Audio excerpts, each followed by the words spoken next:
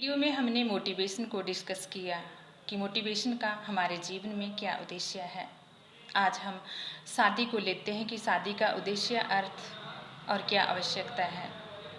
सबसे पहले तो हम उद्देश्य को लेते हैं कि शादी क्यों की जाती है।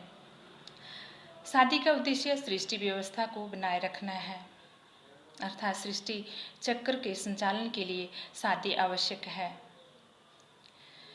जो जीवन इस धरती पर मौजूद हैं, धीरे धीरे उनका जीवन पुराना होता जाएगा, या यूं कह लीजिए कि उनका शरीर जीर्ण होता जाएगा और वे मृत्यु की ओर अग्रसर होंगे, अर्थात पुराने जीवन की समाप्ति होगी और सृष्टि चक्र के लिए नए जीवन आवश्यक है।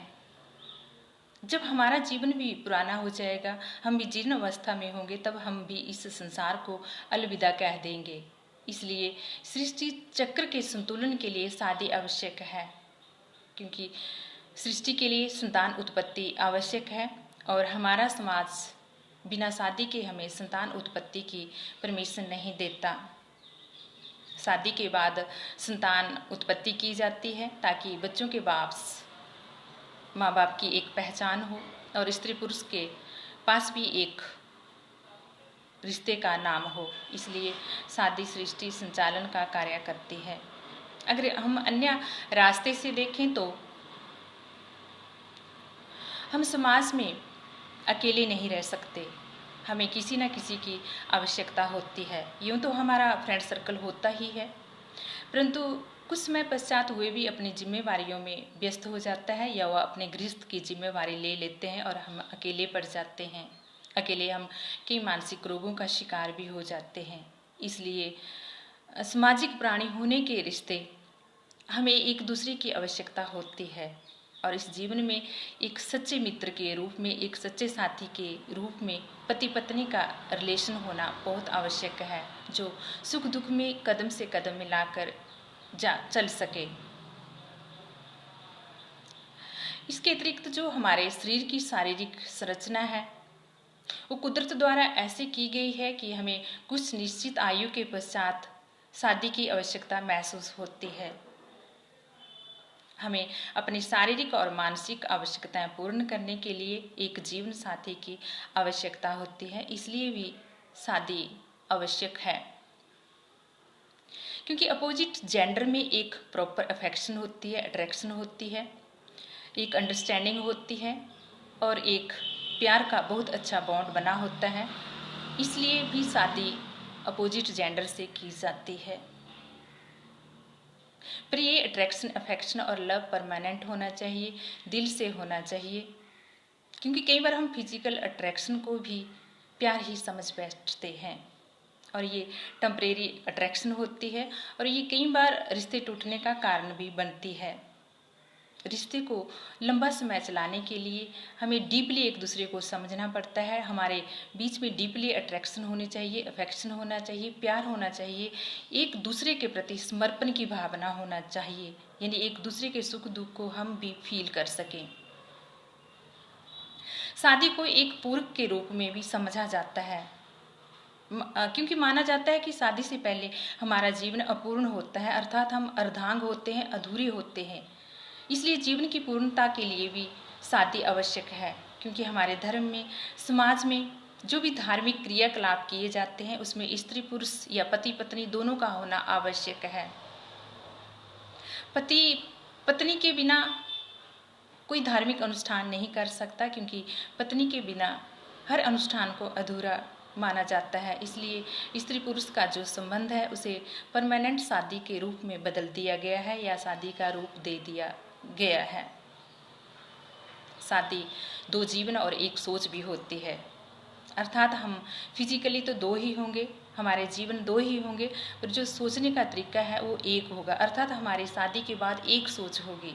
शादी से पहले चाहे हमारे रास्ते अलग हों, विचारधारा अलग हो, हमारे जीवन जीने के तौर तरीके अलग हों, परंतु शादी के बाद हमारी विचारधारा एक होनी चाहिए। हमें एक दूसरे का मान सम्मान करना चाहिए, एक दूसरे को समझना चाहिए, आपस में एक प्रॉपर अंडरस्टैंडिंग होनी चाहिए, म्यूचुअल बॉन्ड होना चाहिए। शादी समाज को अराजकता से भी बचाती है, क्योंकि समाज की प्योरिफिकेशन के लिए शादी आवश्यक है। अगर एक स्त्री और पुरुष की शादी ना हो तो यौन शोषण बढ़ जाएंगे, क्योंकि हम आए दिन सुनते ही रहते हैं कहीं ना कहीं कोई ना कोई यौन शोषण का शिकार बना ही होता है। इसलिए यौन शोषण से समाज को सुरक्षित करने के लिए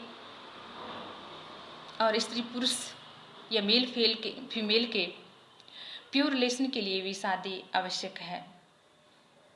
क्योंकि ऐसा नहीं है कि हम किसी के साथ 4 साल रह लिए, 2 साल रह लिए, फिर किसी और के साथ रह लिए, कहीं और संतान उत्पत्ति कर ली।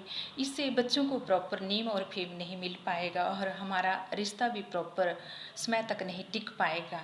इसलिए इस रिश्ते को नाम देना आवश्यक है। इसे धार्मिक संस्कार भी माना जाता है।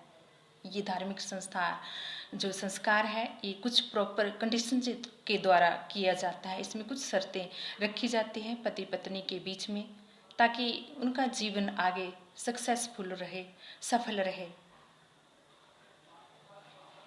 हमें उन शर्तों द्वारा शादी के बाद जीवन कैसे चलाना है ये भी बताया जाता है और एक दूसरे का कैसे मान सम्मान करना है वो भी समझाया जाता है।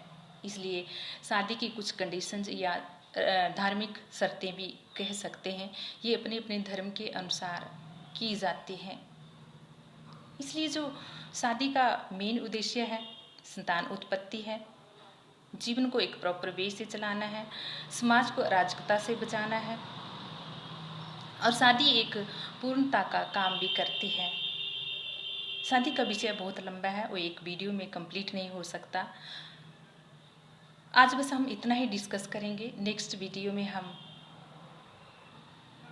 शादी टूटने के कारण डिस्कस करेंगे, क्योंकि आज बहुत सारे नौजवान शादी करने से पहले 1000 बार सोचते हैं कि करें ना करें। क्योंकि ऐसे उदाहरण हैं कि हमारे समाज में कुछ शादियां टूट भी जाती हैं। वो क्यों टूटती हैं, उनका कारण फीमेल शादियां होता है। तो अगले टॉपिक में हम यही डिस्कस करते हैं कि हमारे शादियां टूटने का क्या कारण है। अगर आपको वीडियो अच्छा लगा हो तो प्लीज़ आप मेरा चैनल सब्सक्राइब कीजिए, वीडियो शेयर कीजिए। धन्यवाद। जय हिंद।